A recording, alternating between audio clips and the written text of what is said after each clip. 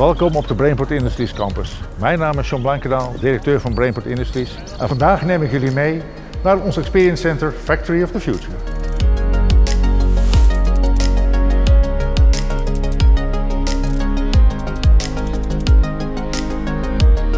In het Experience Center Factory of the Future werken we met elkaar aan een toekomstbestendige maakindustrie die internationaal concurrerend is, innovatief, duurzaam en maatschappelijk relevant. En meer specifiek, in dit Experience Center werken we aan slimme productietechnologie, digitalisering en samenwerking in de keten. In dit praktijkvoorbeeld van Tata Steel en IJssel gaan we in op het onderhoud van een walsrol, zoals die in de staalindustrie worden gebruikt. Maar daar gaat John Deken u in het komend filmpje alles over vertellen. Ik ben John Deken en ik ben de data-analyst bij IJssel Technologie hier in Broek op Langendijk. IJssel is een bedrijf wat als focus heeft continu verbeteren voor de klanten. Dat betekent productieverbetering, dat betekent onderhoudsverbetering of dat kan zijn het opzetten van nieuwe productielijnen. Dat doen we hoofdzakelijk voor de voedselindustrie, discrete manufacturing en de procesindustrie. Wij reviseren in totaal 1500 verschillende rollen voor Tata Steel.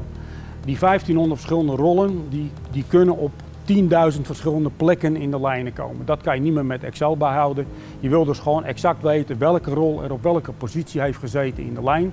Je wil weten wat de rol heeft meegemaakt gedurende zijn verblijftijd in de lijn.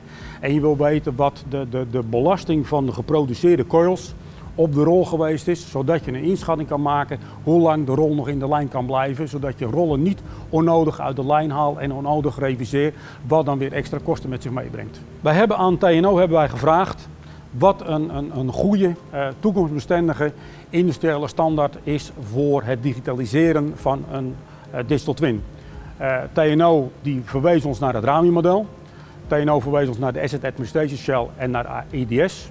Nou, die vraag hebben wij 4 jaar terug aan TNO gesteld en 4 jaar later zijn dit dus eigenlijk ook gewoon de digitale standaarden die door Europa gepromoot en door Europa als het ware neergezet worden van wil je een productpaspoort maken, wil je een productpaspoort hebben, dan moet je dat op deze manier doen.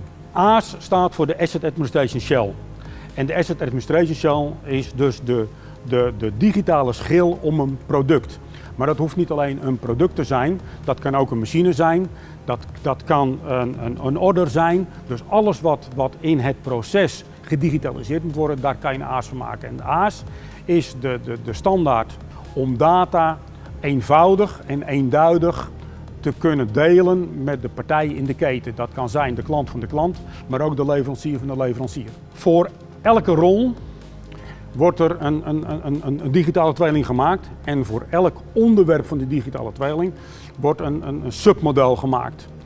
En een partij heeft toegang tot de data van een bepaald submodel. Belangrijk voor Tata is dat van data informatie gemaakt wordt en informatie kennis. Dat zijn ook de lagen zoals je die in het RAMI-model ziet. En Tata wil alleen maar van ons weten op basis van de data die wij vanuit de diverse digital twins verzameld hebben, wanneer een rol gewisseld moet worden en waarom.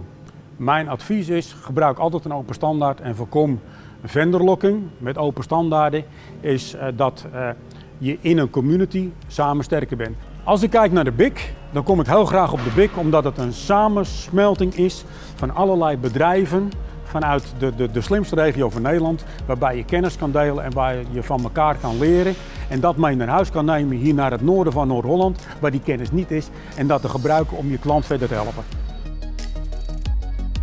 Ik vertrouw erop dat u inspiratie heeft opgedaan met dit mooie voorbeeld. Maar er is nog veel meer. Wilt u werken aan slimme productietechnologie, digitalisering en samenwerking in de keten? Dan bent u van harte welkom in ons Experience Center, Fabriek van de Toekomst op de Brainport Industries Campus. Dank u wel.